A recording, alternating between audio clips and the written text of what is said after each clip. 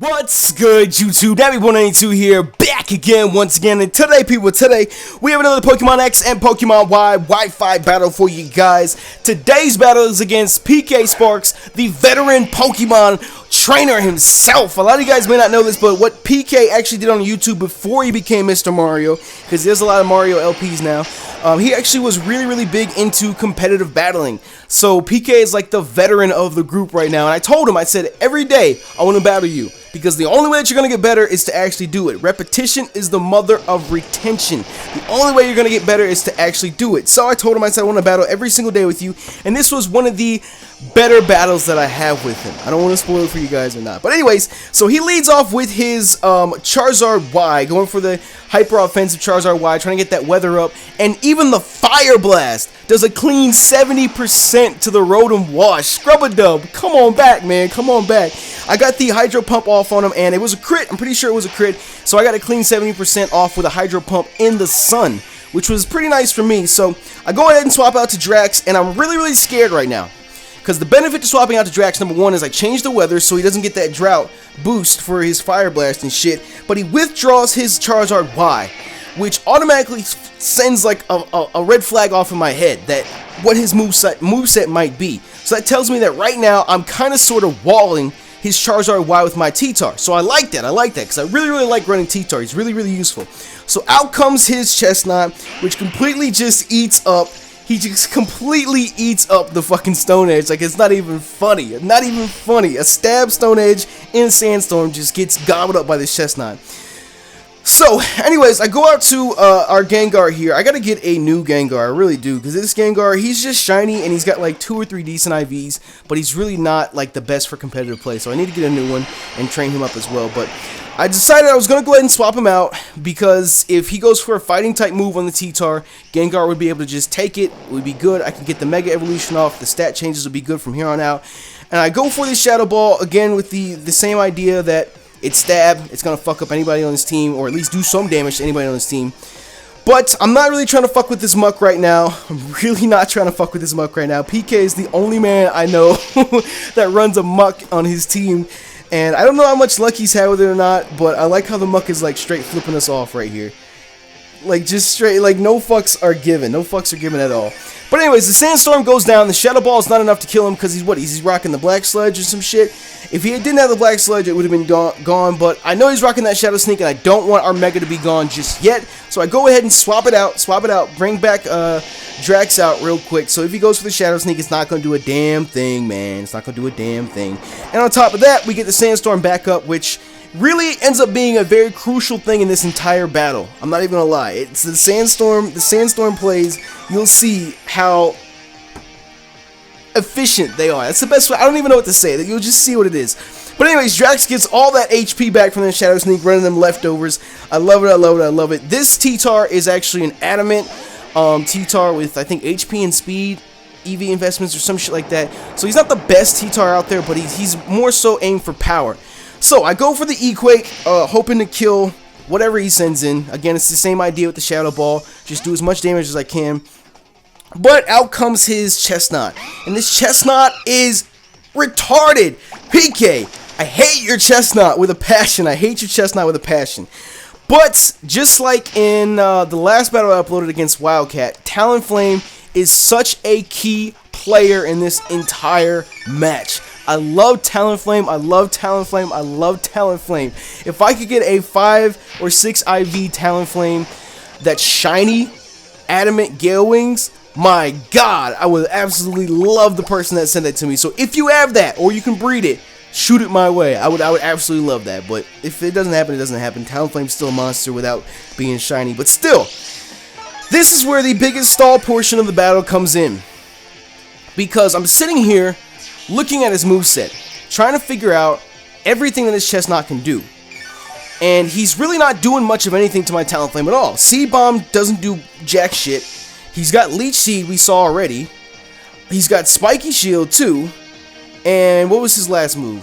What was his last fucking move? Spikes or some shit like that? I don't remember what it was. But basically, he doesn't have the fighting type move, which really wouldn't matter. Really would not matter at all. But at the end of the day, I figured out that his Chestnut can't do much of anything to me. He can't, and I think he's just trying to play off the spiky shield, hoping that I'm going to go for it and he can just stall me out and get all his HP back. That is a pro and a con. It's good for me because I'm allowed to set up with this Talonflame. I can get as many Swords Dances up. As a matter of fact, I'm pretty sure I max out Swords Dances against his Chestnut right now. But the con to that is he's getting the Leech Seed back, as you see right there, and he's getting more and more and more and more and more health back. And that's bad because when you use Brave Bird and shit like that, your recoil is dependent upon how much HP you take out or how much HP that the opponent has. So the only downside for me setting up is the fact that he's getting all his HP back, and when I go for the Brave Bird, if I kill him, that's a lot of recoil I'm going to take. A lot of recoil I'm going to take. So really, it's just a stalemate right now. We're going back and forth, back and forth, back and forth, back and forth, back and forth, back and forth. But by now, I'm pretty sure if I haven't maxed out in Swords Dance already, I'm just waiting to get the right opportunity when he throws up that spiky shield and shit like that, because I'm watching him as he goes, and he never uses spiky shield twice in a row. So I'm like, okay, if I can just wait him out, let him go for a spiky shield, and then I go for the Brave Bird, or whatever, I should be able to do him in, and I shouldn't have to worry about the spiky shield. So again, I go for the Roost, and I think he ends up going for some separate move or some shit like that. Yeah, he goes for C-Bomb when I expected him to use the spiky shield again, so I have to stall him out for one more turn. I have to stall him out for one more turn, and I think that's where the maxed out Swords Dances come in, because I don't want to go for the Brave Bird and he's got the spiky shield up. It's not worth it, man. It's not worth it. And on top of that, I think he's rocking Rocky Helmet on his Talonflame, not Talonflame, on his Chestnut too. But yeah, so I had to stall him out for one more time, and I figured why not go for the Roost and whatnot. And he goes for Spikes, and I don't even know. I don't even know anymore. Like, when the hell do I attack? This portion of the battle is just so ridiculous, going back and forth, back and forth, back and forth. There he goes. He pops the spiky shield. Can we go for a Brave Bird, or is this the maxed out Swords Dance? That's the maxed out Swords Dance. There we go. So between the leftovers, the Roost, now our attack is as high as it'll fucking go. This Talonflame is a fucking problem right now for his team. But I saw him go for the spiky shield, and I figured, you know what, now or never. Let's see if he can use it twice in a row. And he doesn't go for it. And the Brave Bird tears his Chestnut apart. Tears it apart. And that was just the Rocky Helmet damage that went off right there. He did a clean 40% with the Rocky Helmet, and then that's the recoil. If we didn't have the Rocky Helmet, that wouldn't have been that big of an issue, and I probably could have kept my Talonflame for a lot longer, because Talonflame is a problem. I'm telling you, you guys get a couple Swords Dances up, it is over. If you get the Swords Dances up and you play the Roost correctly, you can keep a Talonflame and wreck the person's entire team. But because he had the Rocky Helmet and took that extra recoil damage off on me, when I go for the Brave Bird on the Galvantula, Talonflame ends up taking the recoil and dies. But you know what? I'm not even mad. One Pokemon took out two. You can't be mad at that. You can't be mad at that. Talonflame did his fucking job. So, out comes Nappy the Gengar again. I want to send him out just because he doesn't have the world's greatest health or anything right now. So he's kind of sort of like death fodder. I just want to see what PK is going to do. And PK, this man, I go for the Dazzling Gleam, trying to play off the Dark type on the Tyranitar. And it only does like, what, 20, 30% period? This man has a bulky T-Tar. I mean, you gotta think about it. This is a Dazzling Gleam from a special attacking Mega Gengar. And it only did that much. So I'm like, okay, PK. I mean, I'm not too mad about it because Gengar was almost dead, period. But I go ahead and swap out the Dig Dug here, and I figured that he was going to go ahead and go for the switch. That's why I went for the Rock Slide. I figured he was going to go out to the Charizard. That's why I went for the Rock Slide, trying to go for the Fire Blast. But this man is running a special T-Tar. Like, it's a mixed T-Tar. Special in the sense of, like, it's unique from the rest, not just a special attacking T-Tar. It's a mixed fucking T-Tar that he's running between Fire Blast and Crunch. And especially defensive. Like, what the fuck, PK? Who does that, man? Who does that? But besides that, Dig Dug is playing... Sadie, can you please stop? Please stop with the collar. Besides that, Dig Dug was playing off the Sandstorm as well. This is a Sand Force Excadrill that I have here. I did get a new one, that Sand Rush, that I really can't wait to start using. But that Sand Force Excadrill was playing off of that weather, that Sandstorm right there. And of course, out comes his Charizard again. Did get the kill on the Muck. I'm kind of behind. Sadie threw me off there. But I did get the kill on the Muck. And out comes his Charizard, which just gets completely walled by T-Tar. You can't do anything against him. And again, like I said, that Sandstorm comes into play. That Sandstorm comes into play. And now this is a crucial factor in the battle right here, in my opinion. He withdrew his Charizard Y against my T-Tar for a second time.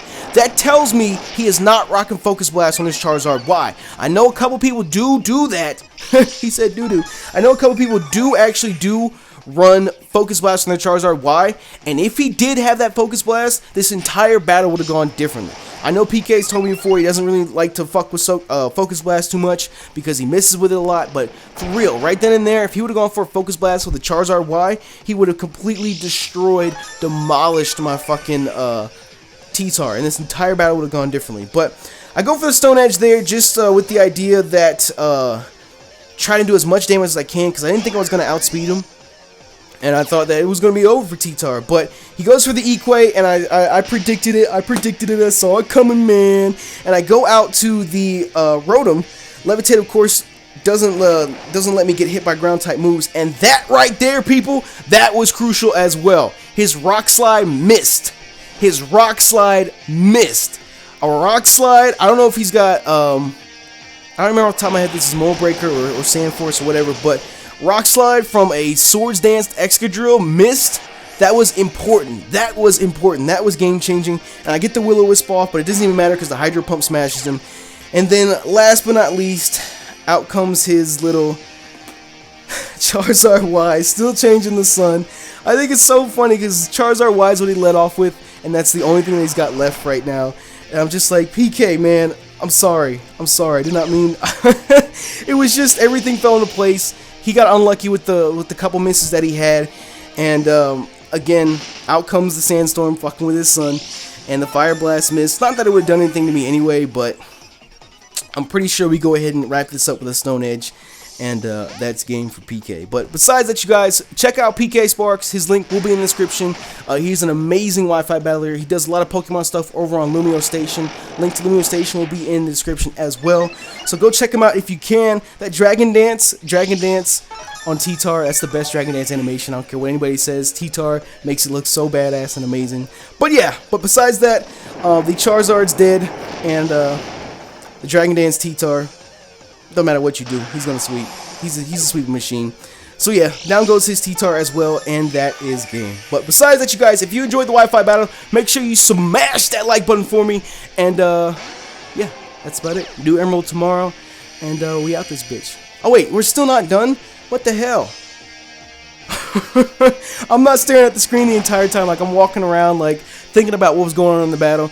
But yeah, the Stone Edge does in the Charizard Y, and now that's the end of the battle. So my bad about that. But yeah, smash that like button for me, and as always, thank you for checking out the video. You know me, YouTube, Nappy192.